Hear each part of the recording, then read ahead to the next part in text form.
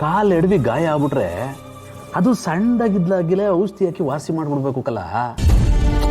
ಸರೋಯ್ತದೆ ಬಿಡು ಅನ್ಕ ಸುಮ್ಕಿದ್ರೆ ದೊಡ್ಡದಾಗಿ ರಣ ಗಾಯ ಆಗ್ಬಿಡ್ತದೆ. ಅದಕ್ಕೆ ನಾವು ದಾರಿ ಕೊಡಬಾರ್ದು. ಈ ಕಾಲದಲ್ಲಿ ಯಾವುದನ್ನು ಉದಾಸೀನ ಮಾಡೋಂಗಿಲ್ಲ ಕಲ್ಲ. ನಮ್ಗೆ ಯಾರು ಒಬ್ರು ವ್ಯಕ್ತಿ ಬೇಕು ಅಂತಂದ್ರೆ ಅವ್ರನ್ನ ಪಡ್ಕೊಳ್ಳೋ ಪ್ರಯತ್ನ ಮಾಡಬೇಕು ಕಲ್ಲ. ಇಲ್ಲ ಅಂದ್ರೆ ಈ ಮಧ್ಯದಲ್ಲಿ ಸಂಸಾರನ ಸರಿ ಮಾಡೋಕ್ಕಿಂತ ಹಾಳು ಮಾಡೋ ಶಕುನಿಗಳೇ ಕಾಯ್ಕೊಂಡು ಕೂತಿರ್ತಾರೆ, ಹಾಳು ಮಾಡ್ಬಿಡ್ತಾರೆ. ಅಣ್ಣ, ಅವರೇ ನಾನು ಬೇಡ ಅಂತ ಡೈವರ್ಸ್ ಬೇಕು ಅಂತಿರುವಾಗ ನಾನು ಏನು ಪ್ರಯತ್ನ ಮಾಡಿ ಏನು ಪ್ರಯೋಜನ ಅದೇ ಹೇಳು?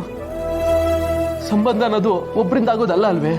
ಅದನ್ನ ಉಳಿಸ್ಕೊಳ್ಳೋದಕ್ಕೆ ಇಬ್ರು ಪ್ರಯತ್ನ ಮಾಡಿ ಇಬ್ರು ಕೈ ಜೋಡಿಸ್ಬೇಕು. ಇಲ್ಲಾಂದ್ರೆ ಯಾವುದು ಸರಿ ಹೋಗೋದಿಲ್ಲ ಕಣ. ಸಿದ್ದು, ಪ್ರತ್ಯಕ್ಷವಾಗಿ ಕಂಡ್ರು ಪ್ರಾಮಾಣಿಸ್ ನೋಡು ಅಂತ ಒಂದು ಗಾದೆ ಅದೇ. ಲೈ, ನೀನ್ ದಿಟ ಹೇಳ, ಭಾವನವರು ಹಿಂಗ್ ಮಾಡೋರಂತ ನಿಂಗೆ ನಿಜವಾಗ್ಲೂ ಅನ್ನಿಸ್ತದೇನಿಲ್ಲ? ನಂಗನ್ಸೋದು ಹಂಗೆ ಇರ್ಲಿ ಕಣ. ಆದ್ರೆ ಅವ್ರ ಅಣ್ಣನ ಕೈಯಲ್ಲಿ ಪತ್ರ ಕಟ್ ಕಳಿಸಿ ಅವರಿಂದ ಮುಕ್ತಿ ಬೇಕು ಅಂತ ಹೇಳಿ ಕಳ್ಸೋರಲ್ಲ, ಇದಕ್ಕೆ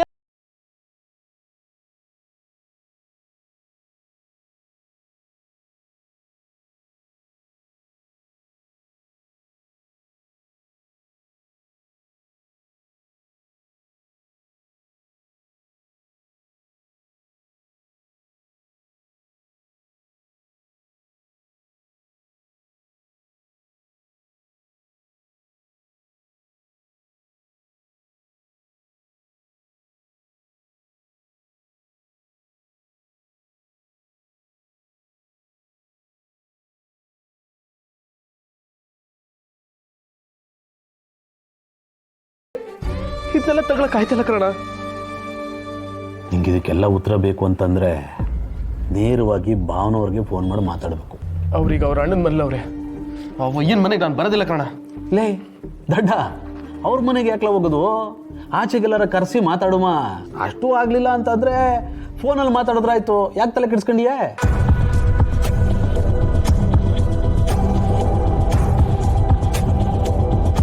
ಆಯ್ತು ಬಿಡೋಣ, ಇಷ್ಟು ಹೇಳ್ತಿದ್ಯಾ, ಅದು ಒಂದು ಪ್ರಯತ್ನ ಮಾಡಿ ನೋಡ್ತೀನಿ.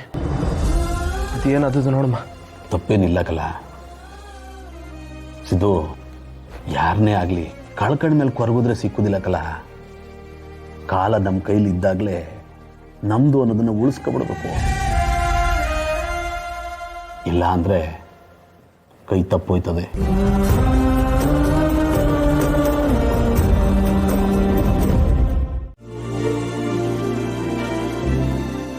ಅಂದ್ರೆ ನಿಮ್ಮ ಮಾತು ನಿಮ್ಮ ದೊಡ್ಡ ಗುಣನ ತೋರಿಸುತ್ತೆ. ಆದರೆ ಏನೋ ಕೈಲಿ ಗೊತ್ತಿದ್ದು ವೃತ್ತಿ ಮಾಡಿಕೊಂಡು ನಾವೆಲ್ಲ ಇಲ್ಲಿ ನೆಮ್ಮದಿಯಾಗಿದ್ದೀವಿ. ಸರಿ ಮಾವ, ಆದರೆ ನಿಮಗೆ ಏನಾದರೂ ಬೇಕಾದರೆ ಸಂಕೋಚ ಇಲ್ಲದೆ ನನ್ನನ್ನು ಕೇಳಿ. ಆಗಲೇ ಹೇಳಿ ಅಂದರೆ, ಹಾಗೇನಾದ್ರು ಇದ್ದರೆ ಖಂಡಿತ ನಿಮ್ಮನ್ನು ಕೇಳ್ತೀನಿ. ಅಳಿದ್ರೆ ಕೂತ್ಕೊಳ್ಳಿ, ಸ್ವಲ್ಪ ಕಾಫಿ ಕುಡಿದು ಹೋಗಿ. ದಯವಿಟ್ಟು ನಿಮ್ಮ ಕೆಲಸ ಎಲ್ಲ ಹೇಗೆ ನಡೀತಿದೆ ಅಳಿ ಅಂದರೆ? ಜಾನ್ವರಿ ಹೋದ್ಮೇಲೆ ಯಾವ ಕೆಲಸದ ಮೇಲೂ ಈಗ ಆಸಕ್ತಿನೇ ಇಲ್ಲ ಮಾವ. ಕೆಲ್ಸಕ್ಕೆ ಹೋಗಬೇಕು ಆಫೀಸ್ಗೆ ಅಂತ ಹೋಗ್ತಾ ಇದ್ದೀನಿ ಅಷ್ಟೇ. ಅಲ್ಲಿಗೆ ಹೋದ್ರೂ ಬರೀ ನನಗೆ ಅವ್ರ ನೆನಪೇ ಕಾಡ್ತಾ ಇರುತ್ತೆ, ಅವ್ರದ್ದೇ ಯೋಚನೆ ಅಷ್ಟೇ. ನೋಡಿ, ನೀವು ಹೀಗೆ ನೊಂದ್ಕೋಬೇಡಿ. ನಾವು ಪ್ರೀತಿ ಮಾಡೋವಂಥವ್ರು ನಮ್ಮನ್ನು ಬಿಟ್ಟು ಎಲ್ಲೂ ಹೋಗಲ್ವಂತೆ. ಜೀವಂತವಾಗಿ ಯಾವಾಗಲೂ ನಮ್ಮ ಹೃದಯದಲ್ಲೇ ಇರ್ತಾರೆ ಅಂತ ದೊಡ್ಡವರು ಹೇಳ್ತಾರೆ. ಹೌದು ಮಾವ, ನನಗೂ ಇದು ಸರಿ ಅಂತ ಅನ್ಸುತ್ತೆ. ಜಾನ್ವಿಯವರು ನನ್ನ ಬಿಟ್ಟು ಎಲ್ಲೂ ಹೋಗಿಲ್ಲ, ನನ್ನ ಜೊತೆನೇ ಇದ್ದಾರೆ ಅಂತ ಅನ್ಸುತ್ತೆ ಮಾವ. ಅದನ್ನು ಕಂಡುಹಿಡಿಯೋಕೆ ಅಲ್ವಾ ನಾನು ಇಷ್ಟೆಲ್ಲ ಕಷ್ಟಪಡ್ತಿರೋದು. ನಿಮ್ಮಂಥ ಗಂಡನ ಜೊತೆ ಬದುಕೋದಿಕ್ಕೆ ನಮ್ಮ ಜಾನುಗೆ ಅದೃಷ್ಟ ಇಲ್ಲ ಅಂತ ಕಾಣುತ್ತೆ. ಅಯ್ಯೋ ಇಲ್ಲ ಅತ್ತೆ, ಅಂಥ ಒಳ್ಳೆ ಹೆಂಡತಿ ಜೊತೆ ಬಾಳೋ ಅದೃಷ್ಟ ನನಗಿರಲಿಲ್ಲ ಅನ್ಕೋಬೇಕಷ್ಟೆ.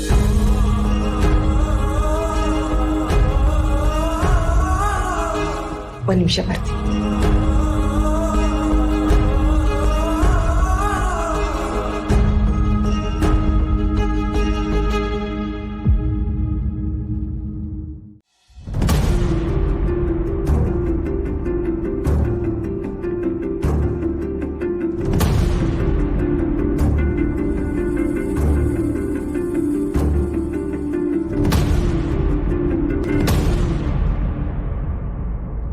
ತಿಳಿತಿದ್ಯಾ ಪವನ? ನೀನು ಈ ರೀತಿ ಯೋಚನೆ ಮಾಡ್ತಾ ಕೂತಿರೋದನ್ನ ನನ್ನಿಂದ ನೋಡೋಕ್ಕಾಗ್ತಿಲ್ಲ ಪವನ.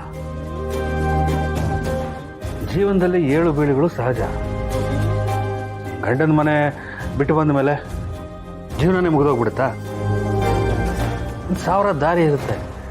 ಯಾವುದಾದ್ರೂ ಒಂದನ್ನು ನಾವು ಆಯ್ಕೆ ಮಾಡ್ಬೇಕಷ್ಟೆ.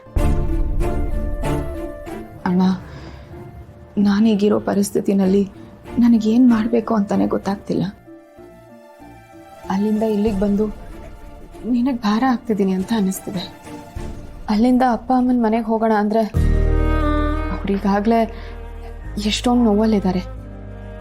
ಇನ್ನೂ ಅವ್ರಿಗೆ ನೋವು ಕೊಟ್ಟಂಗಾಗುತ್ತೆ ಅಂತ ನಾನು ಅಲ್ಲಿಗೂ ಹೋಗೋಕ್ಕಾಗಲ್ಲ. ಈಗ ಎಲ್ಲಿ ಹೋಗಲಿ, ಏನು ಮಾಡಲಿ ಒಂದು ಗೊತ್ತಾಗ್ತಿಲ್ಲ. ನೋಡು ಭವನ, ಅದೆಲ್ಲ ಯೋಚನೆ ಮಾಡ್ಬೇಡ. ಅವರು ಡಿವೋರ್ಸ್ ಪೇಪರ್ ಕಳಿಸಿದ್ರಲ್ಲ, ಅದ್ರ ಬಗ್ಗೆ ಏನು ಯೋಚನೆ ಮಾಡಿದೆ? ಅದ್ರ ಬಗ್ಗೆ ಇನ್ನೂ ಏನೂ ಯೋಚನೆ ಮಾಡಿಲ್ಲ ಅಣ್ಣ. ಹಿಂಗಂದ್ರೆ ಹೆಂಗೆ ಹೇಳು? ನಾವು ಅವರಿಗೆ ಬೇಡ ಅಂದಮೇಲೆ ಅವರು ನಮಗೆ ಬೇಡ. ಇದು ನನ್ನ ಅನುಭವದ ಮಾತು. ಇಷ್ಟ ಇಲ್ಲದೆ ಇರೋರಿಗೆ ತುಪ್ಪದನ್ನ ಹಾಕಿದ್ರು, ಆ ತುಪ್ಪ ಸರಿ ಇಲ್ಲ ಅಂತ ಎದ್ದೋಗ್ತಾರೆ. ಅಂಥವ್ರಿಗೆ ಹೇಳಿ ಏನು ಪ್ರಯೋಜನ? ಇದು ನನ್ನ ಅನಿಸಿಕೆ. ಡಿವೋರ್ಸ್ ಎಲ್ಲ ಬೇಡ, ಸ್ವಲ್ಪ ದಿವಸ ಆರಾಮಾಗಿರ್ತೀನಿ ಅಂತ ಅಂದ್ಕೊಂಡ್ರೆ ನೀನು ಆರಾಮಾಗಿರೋ, ಟೈಮ್ ತಗೋ. ನನಗೆ ಅವಮಾನ ಆದರೂ ಪರವಾಗಿಲ್ಲ. ಅವ್ರ ಹತ್ರ ಇನ್ನೊಂದ್ಸಲ ಹೋಗಿ ಮಾತಾಡ್ಲಾ?